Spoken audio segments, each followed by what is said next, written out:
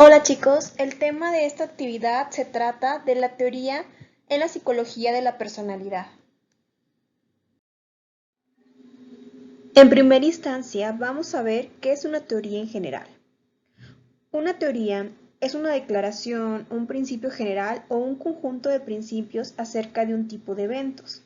Dicho de otra manera, es un conjunto de ideas sobre cómo pensar acerca de este tipo de eventos.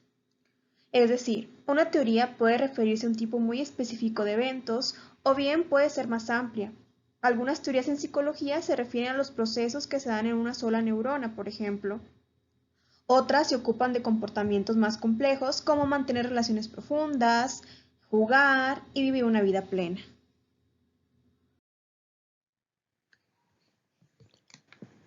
Sin importar de qué traten, las teorías se usan con dos propósitos. El primero de ellos es explicar el fenómeno que aborda. Es decir, una teoría siempre proporciona una forma de explicar algunas cosas que se saben son ciertas. Por ejemplo, como ya lo hemos visto, algunas teorías biológicas de la personalidad sostienen que la herencia influye en la personalidad. Esta idea proporciona una forma de explicar por qué algunos niños actúan como sus padres.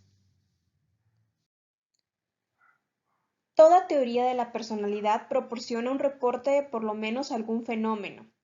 El primer propósito de una teoría, la explicación, es fundamental. Una teoría sería inútil si no se diera una explicación de por lo menos algo que ya es conocido. El segundo propósito de las teorías es que éstas deben sugerir posibilidades que aún no se está seguro que sean ciertas. Por decirlo de otra manera, una teoría debe predecir nueva información.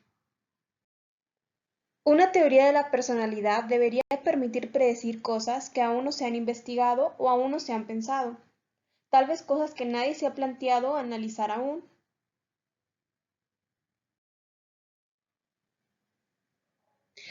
Es así como el aspecto predictivo de las teorías es más sutil y más difícil que el aspecto explicativo. La dificultad radica en parte en el hecho de que la mayoría de las teorías tiene un poco de ambigüedad.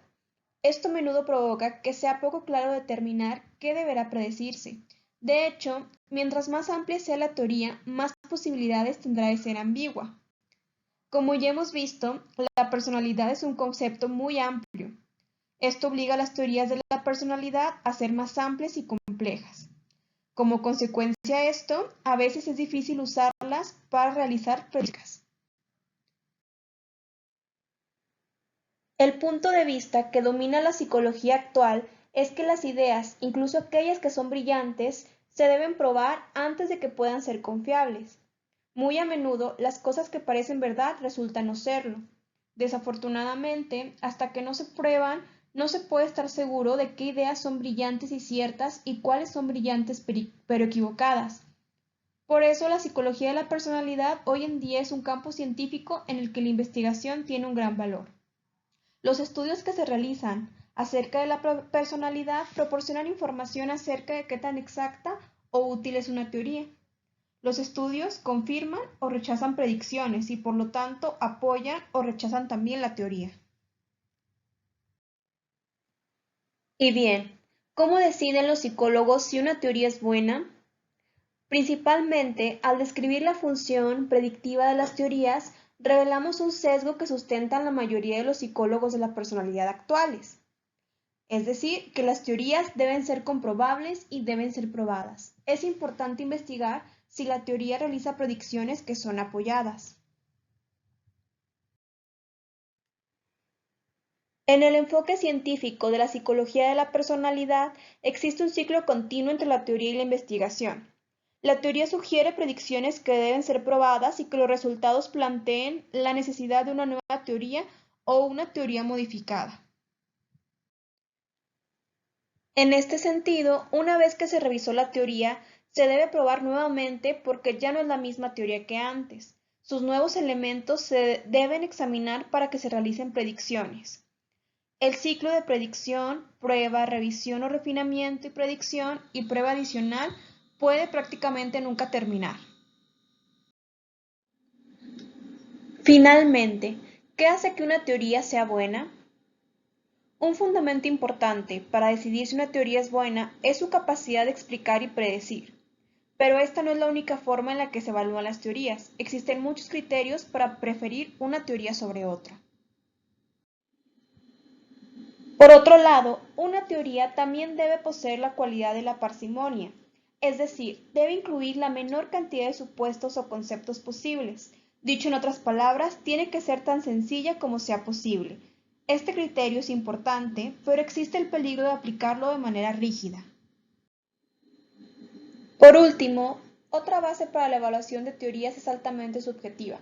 Algunas teorías simplemente se sienten mejores que otras, algunas teorías encajarán mejor que otras con su forma de ver la vida, o podemos reaccionar a ellas de diferentes maneras.